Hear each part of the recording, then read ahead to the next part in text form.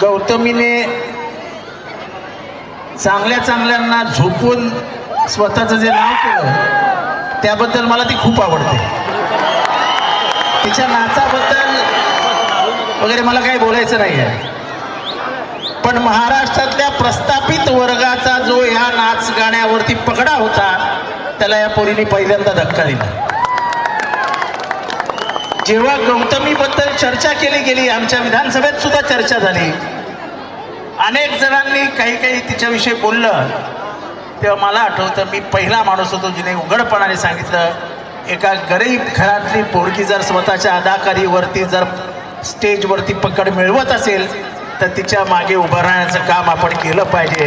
आणि तिच्या मागे पहिल्यांदा मी उभा राहिलो.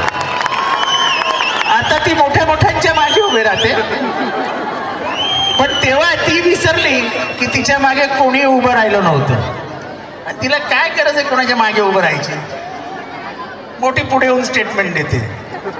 मला कोणाचं नाव घ्यायचं नाही, पण तुझी ही अधिकारी अशी चालू ठेव.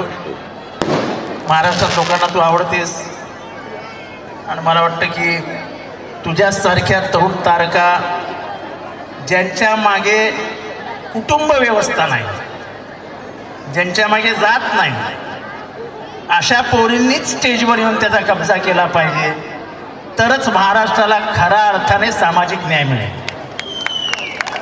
तेव्हा तुझं मनापासून अभिनंदन.